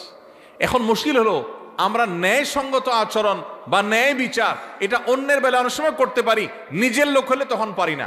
আল্লাহ রাব্বুল আলামিন সেজন্য বলেছেন, ওয়াইন কুলতুম ফাদিলু ওয়ালাউ কানা যা কুরবা, যখন কথা বলবা ইনসাফের সাথে বলবা, সত্যটা হক কথাটা বলবা, যদিও তোমার আত্মীয় হয়, রক্ত সম্পর্কীয়, কাছের লোক হয়, তারপরও হক কথা বলতে দ্বিধা করবা। একটা অপকর্ম করেছে কে? আপনার চাচাতো ভাই বা আপনার আপন ভাই বা আপনার শালা, আপনার কাছের কেউ। আপনার এখন মুখে একেবারে কুলুপ, মুখে তালা, আপনি কিচ্ছু দেখেন নাই, কারণ আকামটা করছে কে? কাছের লোক। এটা কি সুবিচার না অবিচার? অবিচার। আমার বাবাও যদি অন্যায় করেন, আর যদি এখানে আমার সাক্ষ্য দেওয়ার প্রশ্ন আসে, একজন মুকসিত যাকে আল্লাহ ভালোবাসেন, সেই সৌভাগ্যবান মানুষ, সেই ইমানদার, তিনি তার বাবার বিরুদ্ধে সাক্ষ্য দিবেন, তারপরেও তিনি অবিচার করবেন না। সহজ কথা না ভাই? ওয়াজ করা অনেক সহজ, এই বিষয়টা আমল করা এত সহজ না। আল্লাহ রাব্বুল আলামিন কোরআনে কারীমে সেজন্য বলেছেন, ওয়ালা ইয়াজরিমান্নাকুম শানাআনু কওমিন আল্লা তা'দিলু ই'দিলু হুয়া আকরাবু লিত-তাকওয়া। তোমার সাথে কারোর শত্রুতা আছে, কারোর শত্রুতা আছে, যেহেতু শত্রুতা আছে সেই জন্য ওই বেটা কোনো কারণে ফেঁসে গেছে। তুমি জানো যে লোকটার আসলে দোষ নাই, কিন্তু যেহেতু শত্রু, অতএব এই চান্সে সে যেহেতু ফেঁসে গেছে, পারলে ধরে আরো তার ডুবাই দাও। এই আচরণটা আমাদের সমাজে আছে না নাই? রাজনৈতিক দ্বন্দ্ব আছে, আপনি এক দল করেন, সে আরেক দল করে, যেভাবে হোক সে ফেঁসে গেছে, আসলে সে দোষী না, আপনি জানেন। দোষী হলে তো ভিন্ন কথা, মনে করেন সে দোষী না, এটা আপনি জানেন, যেহেতু তার সাথে আপনার রাজনৈতিক দ্বন্দ্ব আছে এবং সে ফেঁসে গেছে, তার নামে একটা বদনাম উঠে গেছে, তাহলে এবার এই চান্সে আপনিও ঢোল পিটাইয়া তার বদনামে আরো বাড়ায় দিলেন। সুবিচার না অবিচার? আল্লাহ এই কথা বলেছেন, ওয়ালা ইয়াজরিমান্নাকুম শানাআনু কওমিন আল্লা তা'দিলু। খবরদার, কারোর সাথে তোমার শত্রুতা থাকতে পারে, ভিন্ন মত থাকতে পারে, ভিন্ন চিন্তা থাকতে পারে, মতবিরোধ থাকতে পারে, মতপার্থক্য থাকতে পারে, তোমার সাথে যত শত শত্রুতা থাকুক না কেন, শত্রুতার কারণে তার প্রতি জুলুম যেন না হয়। হক কথা শত্রুর পক্ষেও যদি যায়, সেটা বলতে তোমার দ্বিধা করা যাবে না। আর যদি হক কথা বলতে গিয়ে নিজের কাছের লোক বেজার হয়, সেটা বলতেও দ্বিধা করা যাবে না। কোনো অবস্থাতে অবিচার করা যাবে। আল্লাহ রাব্বুল আলামিন সে মানুষদেরকে ভালোবাসেন যারা অবিচার করে না। ভাইরা আমার, এই ব্যাধিটা আমাদের সমাজে সবচেয়ে প্রকট আকার ধারণ করেছে। শহরে গ্রামে সর্বত্র আপনি দেখবেন যে মানুষটার সবই ভালো, কিন্তু তার বিবেক বিবেচনা অনুযায়ী সে কাজ করে না। তার চোখের সামনে একটা অঘটন ঘটেছে, সে দেখেছে, কিন্তু সে না দেখার ভান করে আছে। শুধুমাত্র পক্ষের লোক যদি হয় তো উল্টাপাল্টা হইলে ওইটাকে লেপসেপ দিয়ে, ওইটাকে জোড়া তালে দিয়ে ভালো করার চেষ্টা। আর যদি বিরুদ্ধের লোক হয় তাহলে ভালো জিনিসটাকেও খোঁচায় খোঁচায় খারাপ করার চেষ্টা। আছে না নাই? এগুলো করে আপনি রাজনীতি করতে পারেন, এগুলো করে আপনি ব্যক্তি স্বার্থ উদ্ধার করতে পারেন। মনে রাখবেন, কিয়ামতের ময়দানে আল্লাহর আযাবকে আপনি এড়াতে পারবেন। এই জন্য যদি মুসলমান হতে হয়, যদি মুকসিত হতে হয়, যদি আল্লাহর প্রিয় বান্দা হতে হয়, তাহলে অবিচার ছাড়তে হবে, ন্যায় বিচার আনতে হবে নিজের জীবনে, নিজের চিন্তায়, নিজের আচরণে, নিজের কথায়, নিজের কাজে। আমার কথা দিয়ে কারোর প্রতি যেন অবিচার না হয়। চেষ্টা করবো তো ইনশাআল্লাহ, আমাদের মুখ দিয়ে, আমাদের জবান দিয়ে কারোর প্রতি কোনো অবিচার যেন না হয়, কোনো অবস্থাতেই না। আল্লাহ আমাকে, আপনাকে, আমাদের সবাইকে এই আমলটি করার মধ্য দিয়েও আল্লাহর প্রিয় বান্দা, যাদেরকে স্বয়ং আল্লাহ ভালোবাসেন। যত সহজে বলে ফেলছি, বিষয়টা তো সহজ না। আরে ভাই, আল্লাহকে ভালোবাসাটাই তো অনেক বড় ব্যাপার, গৌরবের ব্যাপার যে আপনি আল্লাহকে ভালোবাসেন। রাষ্ট্রের সর্বোচ্চ চেয়ারে মানুষ, তার সাথে আপনার সম্পর্ক আছে, আসা যাওয়া আছে, এইটুকুই তো আপনার গৌরবের জন্য যথেষ্ট। আর সেখানে সেই লোক নিজে আপনাকে ভালোবাসেন, এটা যদি তিনি জানায় দেন যে আমি কক্সবাজার জেলার উখিয়ার অমুক গ্রামের অমুককে আমি ভালোবাসি, পছন্দ করে, সে আমার বন্ধু, বেস্ট ফ্রেন্ড, এটা যদি রাষ্ট্রের সর্বোচ্চ ব্যক্তি বলে, পাবলিকলি ডিক্লেয়ার করে, আপনার গর্বের কোনো শেষ থাকবে? সেখানে স্বয়ং আল্লাহ রাব্বুল আলামিন, কোন রাষ্ট্রের প্রধান না, এই সকল সৃষ্টি জগতের মহান সৃষ্টিকর্তা যিনি, তিনি নিজে ঘোষণা দিয়েছেন, যাদের মধ্যে ইনসাফ আছে, যাদের মধ্যে ন্যায় বিচার আছে, যারা অন্যায় করে না, জুলুম করে না, নিজের প্রতিও না, শত্রুর প্রতিও না, অমুসলমানের প্রতিও না, কারোর প্রতি না, ন্যায় এবং ইনসাফের ক্ষেত্রে তারা এক চুলে দিক সেদিক হয় না। কে নাখোশ হলো আর কে খুশি হলো, তার দল থাকলো কি থাকলো না, তার পছন্দের লোকজন তাকে ভালোবাসলো কি বাসলো না, এসব দেখা দেখি নাই। সৎ এবং সত্য কথা সে ঠিকই বলে, ইনসাফ ঠিকই করে, জুলুম কারোর প্রতি করে না। এই মানুষকে স্বয়ং আরশের মালিক, স্বয়ং রাজাদিরাজ, সকল সৃষ্টি জগতের সৃষ্টিকর্তা মহান আল্লাহ রাব্বুল আলামিন স্বয়ং ভালোবাসেন। আল্লাহ তাআলা আমাদের সবাইকে সেই সৌভাগ্যবান মানুষদের কাতারে শামিল হওয়ার তৌফিক দান করুন। তাহলে তিনটা শ্রেণী পেয়ে গেলাম। প্রথম শ্রেণী ছিল কি? মুহসিন, যারা খুঁটে খুঁটে সব ভালো কাজগুলো করে, মানুষ উপকার করে, ইহসান করে। আর দ্বিতীয় হলেন মুত্তাকি, যাদের মধ্যে আল্লাহর ভয়ের চেতনা আছে, সেজন্য সে আল্লাহর ফরজ নির্দেশ ছাড়া থাকতে পারে না, আর আল্লাহর হারামের ধারে কাছেও যায় না। আর 3 নম্বর হলেন ইনসাফকারী, মুকসিত, যাদেরকে বলেছেন আল্লাহ। আল্লাহর ভাষা যারা মুকসিত, সে ইনসাফকারী, ন্যায় নিষ্ঠ আচরণকারী, কখনো অবিচার করে না, দোস্ত হোক আর যেই হোক। আল্লাহ তাআলা আমাদের সবাইকে এদের কাতারে শামিল হওয়ার তৌফিক দান করুন। নাম্বার 4 নম্বর হলো যারা তওবা করে। যারা কি করে ভাই? তওবা করে। আল্লাহু আকবার। আমাদের সবারই জীবনে ভুল ত্রুটি হয়, হয় কি হয় না বলেন? গুনাহমুক্ত কে কে আছেন এখানে? আছেন কেউ? সবারই আমাদের গুনাহ হয়। নবী সাল্লাল্লাহু আলাইহি ওয়াসাল্লাম এই কথাই বলেছেন, কুল্লু বনি আদম খাত্তা ওয়া খায়রুল খাত্তাইনা আত-তাওয়াবুন। সকল আদম সন্তানই কম বেশি অপরাধী, আমাদের সবারই কম বেশি দোষ আছে। কিছু লোক আছে সমাজে, দেখবেন সে কোনো দোষ খুঁজে পায় না। আছে না নাই? নিজের কোনো দোষ খুঁজে পায় না। বিপদ আপদ হলে বলে কি, আমার কেন এগুলা হলো, আমি বুঝলাম না, কি অন্যায়টা করলাম, আমি কি অন্যায় করছি, উনি খুঁজে পায় না। নিজের অন্যায় খুঁজে না পাওয়াটাই তো সবচেয়ে বড় অন্যায়, ঠিক না? ঠিক। মানুষ যার পরতে পরতে ভুল হয়, এটা ভুল হয়, ওইটা ভুল হয়, মানুষ, সে মানুষ যদি নিজের ভুলের কথাই সে আঁচ করতে না পারে, এটাই তো সবচেয়ে বড় অন্যায়। অনেক লোক আছে দেখবেন, বিড়ি বা সিগারেটের ধোঁয়া ছাড়তে ছাড়তে বলে, ভাই জানেন আমার এই জীবনে আমি কোনোদিন কারোর কোনো ক্ষতি করিনি। ছাড়তেছে কিসের ধোঁয়া? সিগারেটের ধোঁয়া। উপকার করতেছে না ক্ষতি করতেছে? দোয়া ছাড়তে ছাড়তে বলে, জানেন ভাই এই জীবনে কোনোদিন কারোর কোনো ক্ষতি করি নাই, স্টিল সে ক্ষতি করতেছে, কিন্তু তার সে খবর। তো অনেক লোক এমন আছেন যে নিজের পাপ অপরাধ খুঁজে পায় না, বলে যে এত বিপদ আমার কেন, কি অন্যায়টা করলাম আমি, কি অন্যায় করছে উনি। ভাইরা আমার, আমাদের অজান্তে কত ভুল হয় বলেন। ধরেন আপনি নামাজে দাঁড়াইছেন, ইবাদত করতেছেন, আপনার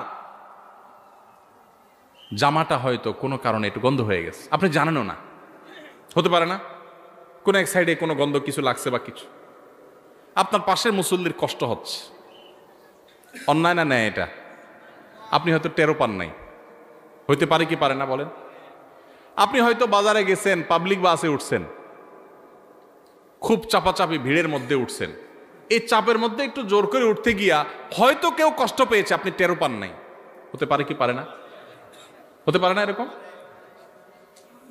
আপনি হাঁটছেন, আপনার পায়ের নিচে হয়তো পিপিলিকা পড়ে মারা গেছে, পিপিলিকা আপনাকে কষ্ট দিলে নিধন করা জায়েজ আছে, তাকে মারা না জায়েজ না, কিন্তু কোনো প্রয়োজন ছাড়া, কোনো কারণ ছাড়া আল্লাহর কোনো প্রাণীকে অহেতুক হত্যা করা, এটা আপনার জন্য ইসলাম আপনি সেটা করতে বলে নাই।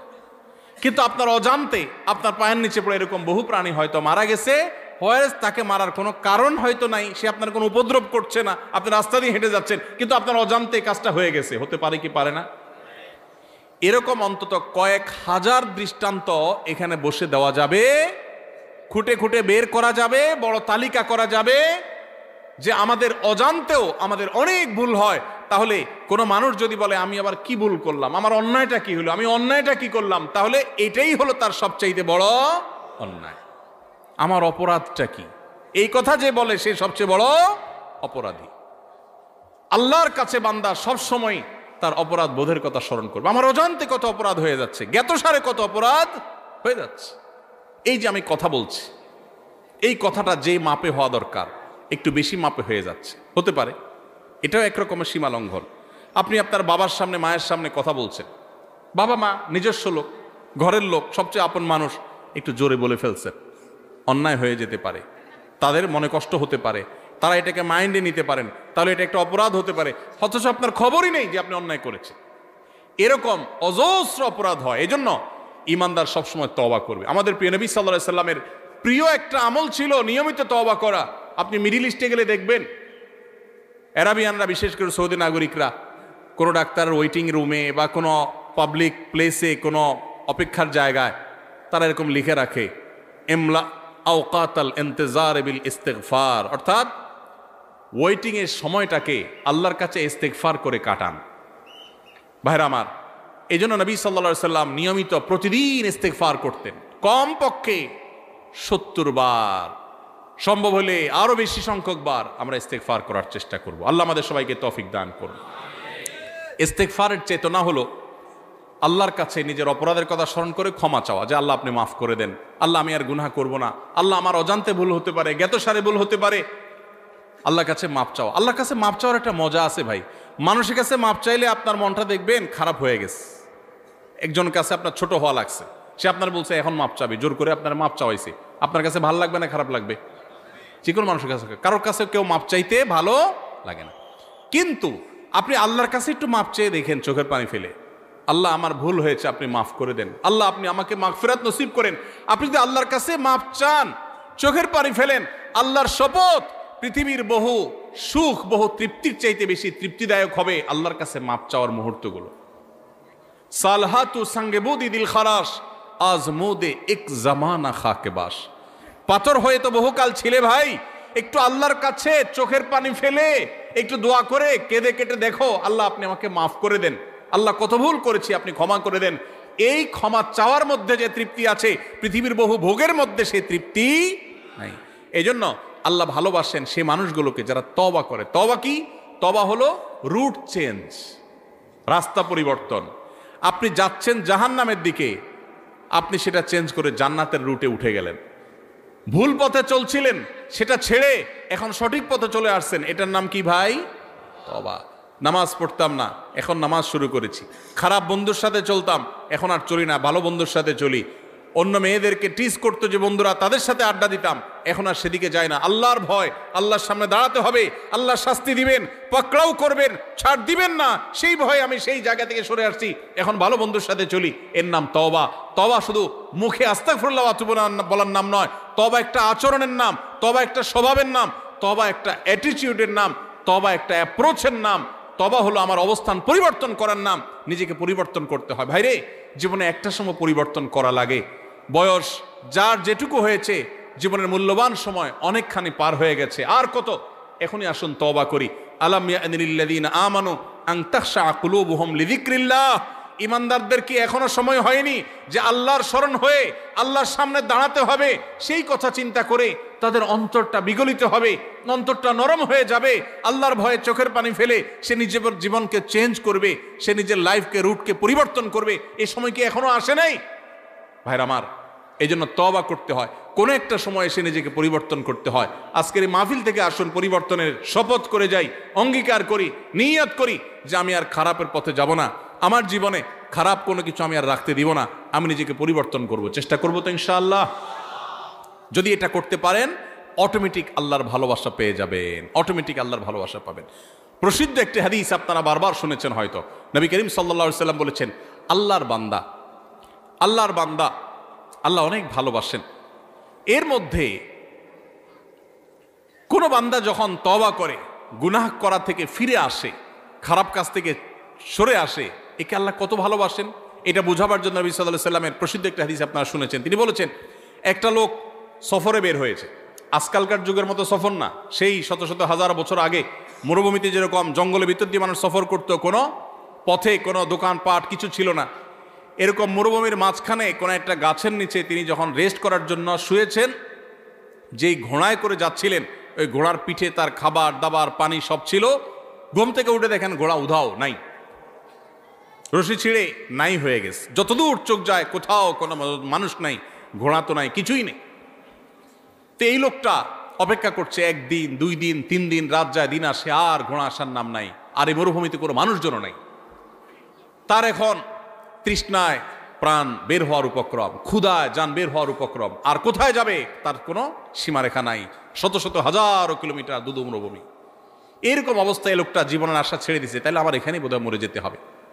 এই অবস্থা সে যদি গাছের সাথে হেলান দিয়ে বা যে কোনোভাবে চোখ বন্ধ করে বা রেস্ট করে, আর হঠাৎ করে দেখতে পায় তার সেই ঘোড়া আবার সব জিনিসপত্র পিঠে যেভাবে ছিল ওইভাবে আছে, আর সে হাজির হয়ে গেছে, এই লোকটা যতটা খুশি হবে, এবং খুশির চোটে সে আল্লাহ রাব্বুল আলামিন এর প্রশংসা করতে গিয়ে সে তার কথা পর্যন্ত পরিবর্তন হয়ে যাবে, ভুল বলে ফেলবে।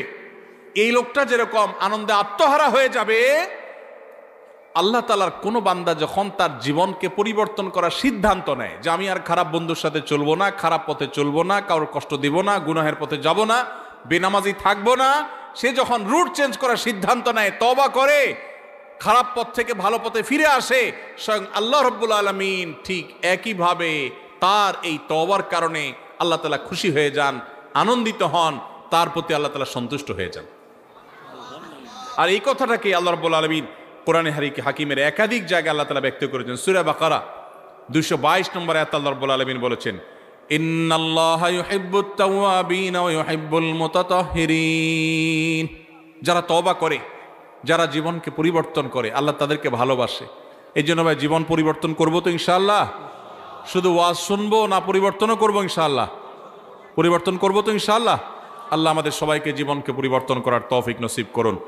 ভাইরা আমার, জীবন পরিবর্তন করার স্বাদ আছে, একটু করে দেখেন, অবর্ণনীয় স্বাদ আছে। গুনাহের স্বাদ বহু পেয়েছেন, গুনাহ ছাড়ারও স্বাদ আছে ভাই। মা বাবার অবাধ্য হয়েছেন, হঠাৎ করে আল্লাহর ভয়ে বিগলিত হয়ে যে আল্লাহর সামনে দাঁড়াতে হবে, শাস্তির মুখোমুখি হইতে হবে, এই জন্য মা বাবার কাছে যে করজোড় করে, বাবা মাফ করে দেন, আর অন্যায় করবো না, বহু অপরাধ করেছি, এর একটা স্বাদ আছে ভাই।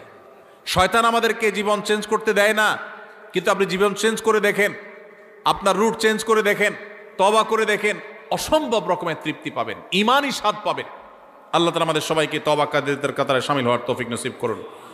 ভাইরা আমার, ঠিক একইভাবে সূরা তওবার 108 নম্বর আয়াতেও আল্লাহ রাব্বুল আলামিন যাদেরকে ভালোবাসেন তাদের কথা বলেছেন। তাহলে এই আয়াত থেকে সূরা তওবা, সূরা বাকারার 222 নম্বর আয়াত থেকে আমরা জানলাম আল্লাহ তাআলা তওবাকারীকে ভালোবাসেন। এই জন্য তওবা করবো তো ইনশাআল্লাহ। তাহলে আল্লাহর ভালোবাসার চতুর্থ শ্রেণীর মানুষের পরিচয় পেলাম, তারা হলেন তওবাকারীরা। তারা কারা? তওবাকারীরা।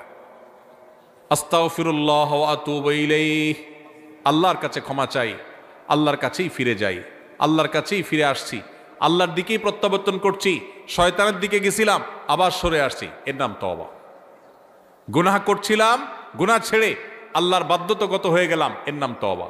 চেষ্টা করবো তো ইনশাআল্লাহ। ভাইরা আমার, আত্তাইবু মিনাজ যামবি কামান লা যামবা লাহ। যুবক ভাইরা আমার, জীবনে অনেক অপরাধ হয়ে গেছে, মোবাইলে অনেক হারাম জিনিস দেখেছেন, অনেক অপকর্ম করে ফেলেছেন, অনেক গুনাহ হয়ে গেছে, অনেক অন্যায় হয়ে গেছে। সুসংবাদ হলো, যদি তওবা করার ডিসিশন নেন, সিদ্ধান্ত নেন যে না আমি জীবনকে পরিবর্তন করব, আল্লাহ রাব্বুল আলামিন এত দয়ালু, এত মায়ালু, এত আরহামুর রাহিমিন যে বান্দা যদি তওবা করার সিদ্ধান্ত গ্রহণ করে, আপনার আমার মালিকের ঘোষণা আছে। নবী সাল্লাল্লাহু আলাইহি সাল্লাম বলেছেন, আত্তাইবু মিনাজ যামবি কামান লা যামবা লাহ। কেউ যদি পাপাচার করার পর ফিরে আসে, তওবা করে, জীবন পরিবর্তন করার সংকল্প করে, সিদ্ধান্ত নেয়, কামান লা যামবা লাহ, তার আগের পাপগুলো আল্লাহ তাআলা এমনভাবে মাফ করে দেন যেন তার আমল নামাতে, প্রোফাইলে কিছুই ছিল না, সব ক্লিন, পরিষ্কার হয়ে যায়, পুরা ডিলেট হয়ে যায়, রিসেট হয়ে যায়। আল্লাহ তাআলা তার সমস্ত গুনাহ মাফ করে দেন যদি সে সমস্ত গুনাহ থেকে তওবা করতে পারে। তওবা করবো তো ইনশাআল্লাহ। ভাইরে, যেদিন নাকের ডগার নিঃশ্বাস শেষ হয়ে যাবে, চোখের সামনে জাহান্নাম দেখা যাবে, সেদিন তওবার জিগির তুলবেন, অনন্তকাল তওবা করবেন, 2 পয়সার লাভ হবে না। এখনো নিঃশ্বাস আছে নাকের ডগায়, এখনো শ্বাস প্রশ্বাস প্রবাহিত হয়। অতএব এখনই সময় তওবা করার, এখনই সময় তওবা করার। তওবার জন্য কোনো বয়সের প্রয়োজন হয় না। আমরা মনে করি বুড়া বয়সে তওবা করতে হয়, না ভাই, যৌবন বয়সেই তওবা করতে হয়। আল্লাহ আমাদেরকে আল্লাহর তওবাকারী বান্দাদের কাতারে শামিল হওয়ার তৌফিক দান করুন। তাহলে 4 নম্বর, যাদেরকে আল্লাহ ভালোবাসেন তারা হলেন কারা? তওবাকারীরা। নাম্বার 5, উত্তম রূপে পবিত্রতা অর্জনকারী। এদেরকে আল্লাহ তাআলা ভালোবাসেন, যারা খুব ভালোভাবে পবিত্রতা অর্জন করে। ভালোভাবে পবিত্রতা অর্জন করা বলতে, আপনি যখন অজু করবেন, অজুটা সুন্দর করে করবেন। অজু সুন্দর করে করার মানে এই না যে পানি 3 বালতি খরচ করা। কম পানিতে ভালো করে অজু করতে পারা, এটাই হলো একজন আদর্শ ইমানদারের বৈশিষ্ট্য। আমাদের সমাজে দেখবেন আমরা টেপে অজু করি, তো কত পানি আমাদের খরচ হয় আমরা জানিও না। বড় একটা বালতি রেখে টেপে অজু করে একদিন, এরপর তাকায় দেখবেন হয় বালতি ফুল হয়ে গেছে না ফুল হওয়ার কাছাকাছি হয়ে গেছে, এত পানি লেগেছে। অথচ আমাদের প্রিয় নবী সাল্লাল্লাহু আলাইহি সাল্লাম অজু করতেন 1 গ্লাস পানি দিয়ে, সামান্য একটু পানি দিয়ে তার অজু কমপ্লিট হয়ে যেত। আর আমাদের অজু করতে 1 বালতি পানি যায়। এই যে যারা মনে করেন যে আমি কি এমন অপরাধ করলাম, আপনার লাগবে 1 গ্লাস, আপনি লাগাইছেন 1 বালতি, অপরাধ না? অপরাধ না? অপচয় হলো কি হলো না? খবরও নেই। আধুনিক বিশ্বে আমাদের অজান্তে এরকম হাজারো অপরাধ হচ্ছে, করছি ইবাদত, অজু হচ্ছে অপচয়ের গুনাহ। জবাবদিহিতা আছে। এখন বলবেন তাহলে কি করব? টেপে অজু করা ছেড়ে দিব? ভালো হয় যদি টেপে অজু না করতে পারেন, বদনাতে, মগে, অন্য কিছুতে করতে পারেন, সবচেয়ে ভালো হয়। নাই সেই সুযোগ তো টেপে করেন, কিন্তু সতর্ক থাকেন যেন অতিরিক্ত পানি খরচ না হয়। ব্রাশ করছেন আর এদিকে টেপ ছেড়ে দিয়ে রাখছেন, পড়তে আছে, হ্যাঁ, হাত ডলতেছেন, পাও ডলতেছেন, আর দিকে টেপ ছেড়ে দিয়ে আছে। একটু কষ্ট করে টেপটা বন্ধ করে নিয়ে ডলেন, সেটুকু করছেন না। অজু করি আবার সাথে পানি অপচয় করি। বেশিরভাগ মানুষ, শতকরা হয়তো 99 জন মানুষ আমরা অজু করি সাথে অপচয় করি। কজন আছেন এখানে বলতে পারবেন যে আলহামদুলিল্লাহ আমি এ ব্যাপারে সচেতন? আমরা সচেতন থাকবো তো ইনশাআল্লাহ। তো আমি যেটা বলতেছিলাম সেটা হলো, অজু করতে গিয়ে পানি বেশি খরচ করার নাম উত্তম রূপে তো পবিত্রতা নয়। উত্তম রূপে পবিত্রতার মানে হলো, এই যে শীতের দিন আসছে, আসরের অজু দিয়ে কে কে এসা পড়তে পারেন? হাত তোলেন দেখি। মাশাআল্লাহ, দেখছেন? আসরের অজু দিয়ে এসা পড়তে পারা, এটা কি খুব বেশি বেটাগিরি? হ্যাঁ, হ্যাঁ আলহামদুলিল্লাহ কিছু মানুষ সুস্থ, এটা তাদের সুস্থতার আলামত, কিছু মানুষের জন্য এটা পজিটিভ, কিন্তু বেশিরভাগ ক্ষেত্রে এটা 2 নম্বরই। সবার ক্ষেত্রে বলি না, কিন্তু বেশিরভাগ ক্ষেত্রে কিরকম, বিশেষ করে শীতের সময় আসরের যদি এশা পর্যন্ত চালানোর মানে হলো অজু যায় যায় ভাব, কিন্তু অজু ছাড়ে না, ধরে রাখে, আছে না নাই, টেনে টুনে আর আধা ঘন্টা আছে, এশাটা পার করতে পারলে জান বাঁচে, আছে না নাই। এই প্রবণতাটা কি ভালো না খারাপ? এটা স্বাস্থ্যের জন্য খারাপ, ইবাদতের জন্য খারাপ। নবী করিম সাল্লাল্লাহু আলাইহি সাল্লাম বলেছেন, আলা আদুল্লুকুম আলা মা ইয়ামহুল্লাহু বিল খাতায়া ওয়া ইয়ারফাউ বিহি দারাজাত। কিছু আমল আছে যেগুলো মানুষের গুনাহ মাফ করে দেয়, আল্লাহর কাছে মর্যাদা বাড়ায় দেয়। এর ভিতরে একটা আমল হলো ইসবাগুল ওযুই আলাল মাকারিহ, কষ্ট উপেক্ষা করে হলেও ভালো করে ওযু করা, কষ্ট উপেক্ষা করে হলেও ভালো করে ওযু করা। এই জন্য ওযু করতে কষ্ট হলেও ছেড়ে দিব ওযু। আপনার বাথরুমের বেগ আছে, বায়ুর বেগ আছে, পেশাবের বেগ আছে, কষ্ট করে আটকে রাখছেন, নামাজ পড়তেছেন, এটা নামাজ না, এটা ভালো করে নামাজ পড়া হলো না, ছেড়ে দেন ওযু। ফ্রেশ ওযু করলে মরে যাবেন নাকি? একটু কষ্ট হবে ঠান্ডাতে, কি সমস্যা? কিন্তু ফ্রেশ মোডে ইবাদত করবেন, ওইটার সওয়াব বেশি হবে। আর পেশাবের বেগ আছে, মন হলো টয়লেটের দিকে, আর এদিকে আপনি নামাজ পড়তেছেন, এই নামাজ কখনো ভালো নামাজ হতে পারে না। শ্বশুরবাড়িতে প্রথম যাওয়ার সময় কি পেশাবের বেগ নিয়ে যাবেন? সব ফ্রেশ ট্রেশ করে তারপরে বাহাদুরের মতো ঢুকার চেষ্টা করবেন। তো আল্লাহর দরবারে দাঁড়ানোর সময় কিভাবে পেশাবের বেগ নিয়ে নামাজ দাঁড়ান? ছেড়ে দেন ওযু। তো এই জন্য উত্তম রূপে ওযু করে যারা, তাদেরকে আল্লাহ ভালোবাসেন। উত্তম রূপে পবিত্রতা অর্জন করে, শুধু ওযু না। যদিও উত্তম রূপে পবিত্রতা অর্জন করার একটা সংজ্ঞা হলো যে ওযুর অঙ্গগুলো ভালো করে ধোয়া, যাতে শুকনো না থাকে। নবী সাল্লাল্লাহু আলাইহি সাল্লাম বলেছেন, ওয়াইদুল আকাবিনান নার, তোমাদের পায়ের গিরা গোড়ালি এগুলোকে জাহান্নামের আগুন থেকে বাঁচায়ও। কারণ ওযুর সময়, শীতের সময় বিশেষ করে অনেক সময় দেখা যায় এগুলো শুকনা থাকে, ভালো করে ডলতে হয়। অনেকে দেখবেন যে শীতের সময় ওযুখানাতে কোনো ভিড় থাকে না, দেখবেন, কারণ দ্রুত গতিতে 4G 5G গতিতে ওযু হয়। হ্যাঁ, শীতের সময় ওযু হয় 4G 5G গতিতে, আর গরমের সময় 2G গতিতে, নেটওয়ার্কই থাকে না। এত আস্তে আস্তে ওযু, খবর নাই, কারণ আরাম লাগে। তো শীতের সময় হোক আর গরমের সময় হোক, ওযুর অঙ্গগুলো ভালো করে ধোয়া। গোসল ফরজ হয়েছে শীতের দিন, কে কি মনে করবে এসব চিন্তার দরকার নেই, গোসল করবেন। ফরজ নামাজ পড়তে হবে আপনাকে, এটা মাফ নাই। যা হয় হোক আপনার নামাজ পড়তে হবে, এটা জীবন মরণের ব্যাপার। অতএব উত্তম রূপে পবিত্রতা অর্জন করতে হবে। ফরজ গোসল যখন করবেন, আগে নাপাকগুলো ভালো করে ধুয়ে পরিষ্কার করে, কাপড়ের নাপাক পরিষ্কার করে, এরপরে পুরো শরীর নাপাক পরিষ্কার করে ভালো করে ধোবেন, ভালো করে গড়গড়া করে কুলি করবেন। এটা হলো উত্তম রূপে পবিত্রতা অর্জন করা। আল্লাহ রাব্বুল আলামিন কোরআনে হাকিমে প্রশংসা করেছেন কাদের? প্রশংসা করেছেন সূরা তাওবার 108 নম্বর আয়াতে ওই সমস্ত মানুষদের যারা উত্তম রূপে পবিত্রতা অর্জন করে। আল্লাহ বলেছেন, আল্লাহু ইউহিব্বুল মুত্তাহিরিন। মসজিদে কুবা, মদিনার এই এলাকার মানুষদের প্রশংসা করে আল্লাহ বলেছেন, ফিহি রিজালুন ইউহিব্বুনা আন ইয়াতাতাহারু। এই এলাকার কিছু মানুষ আছে, এরা খুব ভালো করে পবিত্রতা হইতে পছন্দ করে, আর আল্লাহ তাআলা ভালো করে পবিত্র হওয়া মানুষদের ভালোবাসেন। এখানে ভালো করে পবিত্রতা হওয়ার অনেকগুলো তাফসীর এবং ব্যাখ্যার মধ্যে একটা হলো যে আরবের মানুষরা পানি মরুভূমিতে খুব বেশি পাওয়া যেত না, তারা অনেকে ঢিলা কুলুক ব্যবহার করে ক্ষান্ত হতো, আর কুবার মানুষেরা তারা ঢিলা কুলুক ব্যবহার করতো, আর পানিও ব্যবহার করতো, অর্থাৎ ভালোভাবে পবিত্রতা অর্জন করত। এটা আমাদের মুসলমানদের একটা সৌন্দর্য, আমরা উত্তম রূপে পবিত্রতা অর্জন করা শিখেছি আলহামদুলিল্লাহ। পৃথিবীর অনেক দেশে মানুষ আছে তারা ওয়াশরুম সেরে পানি ব্যবহার করে না, আছে না? নাই, আছে।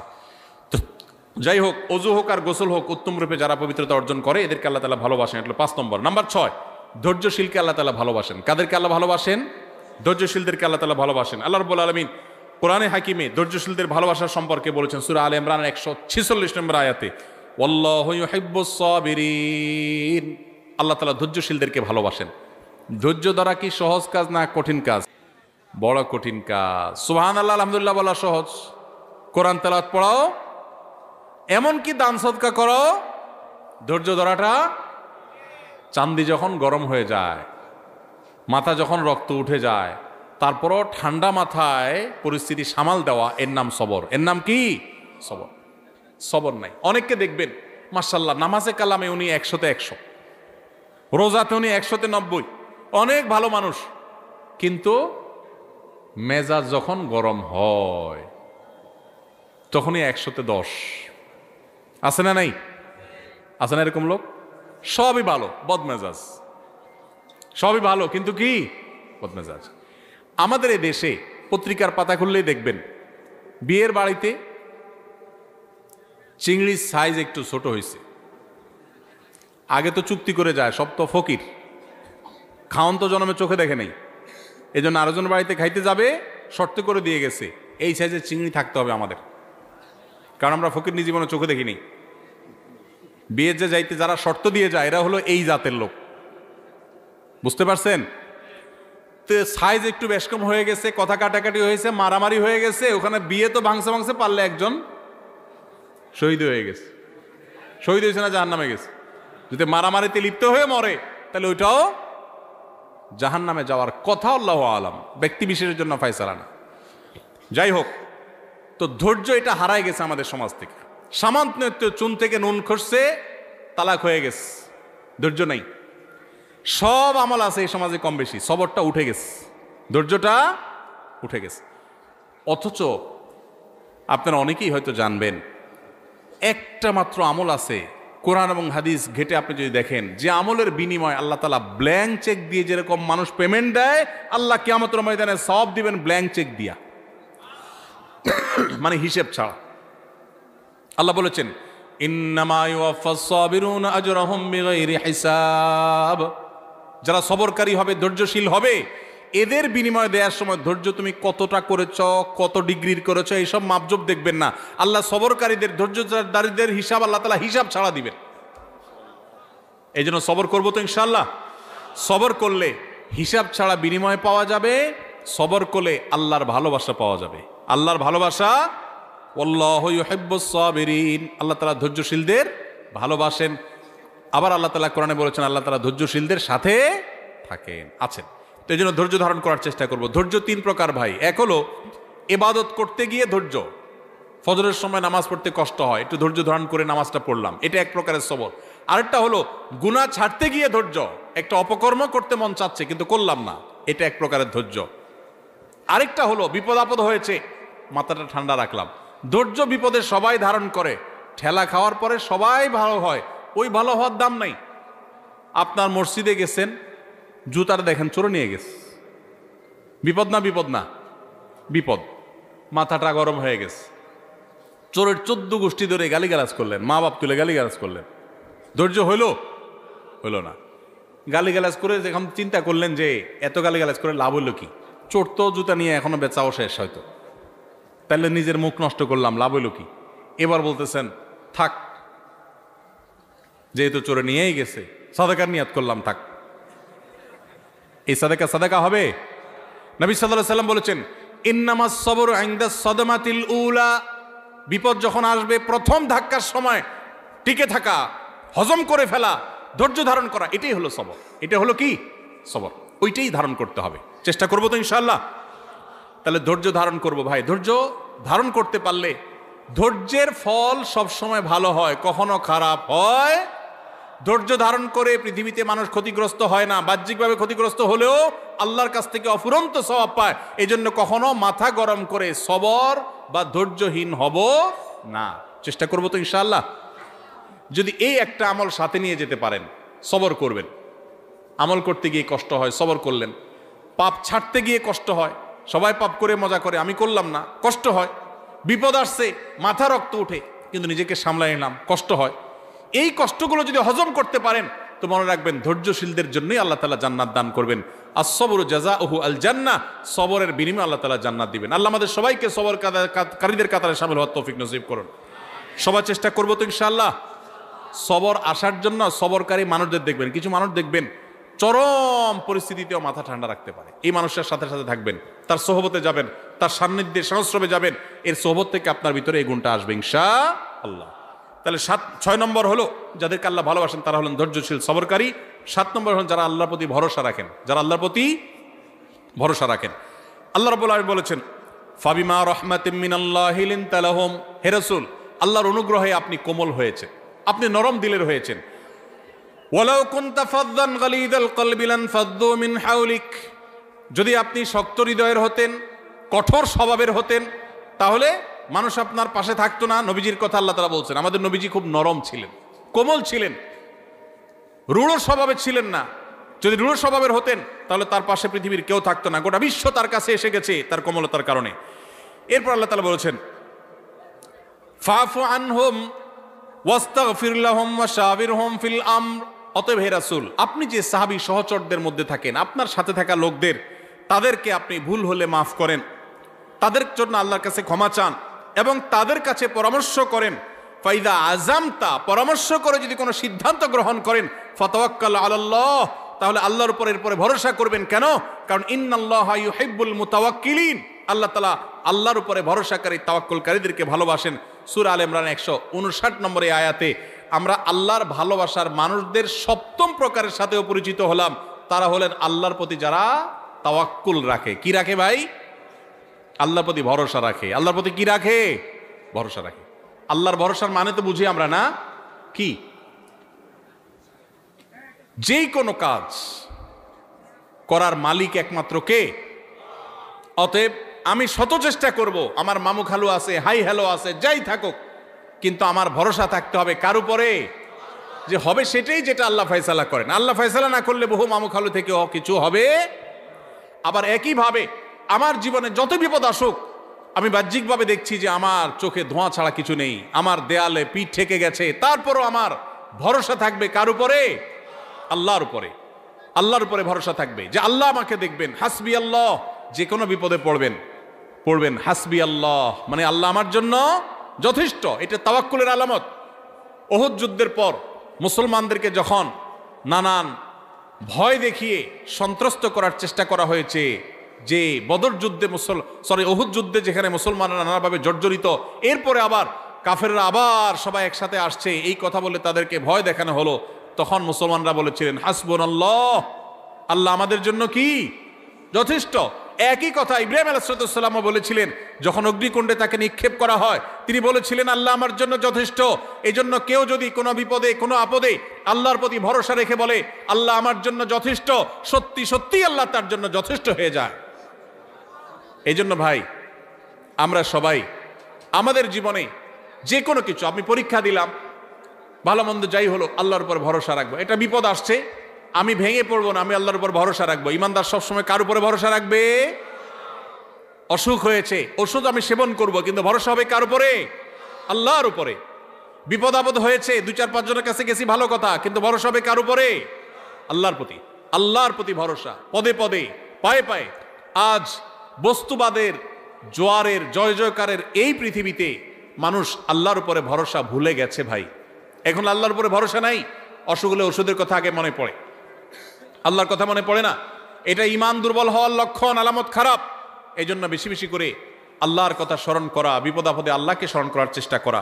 আল্লাহর প্রিয় বান্দাদের মধ্যে শামিল হতে হলে এই তাওয়াক্কুলকারী হতে হবে। আল্লাহ আমাদের সবাইকে তৌফিক দান করুন।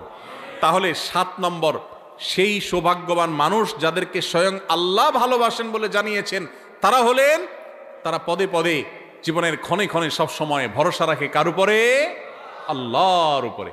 আল্লাহর উপরে যারা ভরসা রাখে তারা কখনো বেইজ্জত হয় না, তারা কখনো মন খারাপ করে না। ধরুন আমি ওনার উপরে ভরসা রাখলাম, ওনার উপরে ভরসা রাখলাম, আপনার উপরে ভরসা রাখলাম, রেখে আমার ভরসাটা ভেঙে গেল, মনটা খারাপ হবে না? খারাপ হবে না? কিন্তু যদি আমি আল্লাহর উপরে ভরসা রাখি, যে ঠিক আছে ওনার কাছে গেলাম, উনিও আমার আপন, উনিও আমার আপন, সবই ঠিক আছে, কিন্তু ভরসা আমার কার উপরে? ওনাদের উপরে আমার ভরসা নেই। ভরসা কার উপরে? তাহলে এই ভরসা যদি ভঙ্গ হয় তাহলে আমার মন খারাপ হবে। আল্লাহর উপরে ভরসা রাখার পরে যদি আমি দেখি আমি যা চাইলাম তা হইল না, তাহলে সান্ত্বনা আছে, আল্লাহ আমাকে যা চেয়েছি তা না দিয়ে হয়তো ইচ্ছে ভালো কিছু দিবেন। ঠিক না বে ঠিক? এই জন্য সবসময় আমরা কার উপরে ভরসা রাখবো? ইনশাআল্লাহ। বাচ্চাদেরকে আল্লাহর ভরসা শিখাবো, তাওয়াক্কুল শিখাবো। আমাদের থেকে হারিয়ে যাওয়া আমলগুলো, হারিয়ে যাওয়া গুরুত্বপূর্ণ বৈশিষ্ট্যগুলোর একটি হলো এই তাওয়াক্কুল। মুসলমানদের কাছ থেকে আজ হারিয়ে গেছে ভাই। আমাদের বাচ্চা বলি, বড় বলি, আমাদের মধ্যে আল্লাহর প্রতি তাওয়াক্কুল জিনিসটা নাই। বস্তুবাদ আমাদের কাছে এত নগদ নগদ সবকিছুকে পাইয়ে দিচ্ছে যে আল্লাহর কথা আমাদের আর স্মরণ হয় না। ভাইরা আমার, কোভিড-19 এসে আমাদেরকে কিন্তু তাওয়াক্কুল শিখাই দিয়ে গেছে। ঠিক না ভাই ঠিক? তাওয়াক্কুল শিখাইছে না শিখায় নাই? আল্লাহু আকবার।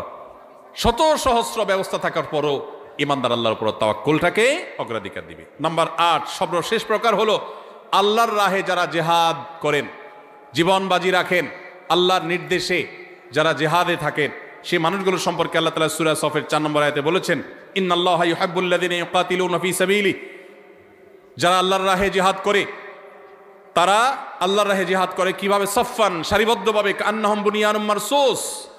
ইন্নাল্লাহা ইউহিব্বুল্লাযিনা ইউকাতিলুনা ফী সাবিলিহি সফফান কান্নাহুম বুনিয়ানুম মারসুস, যারা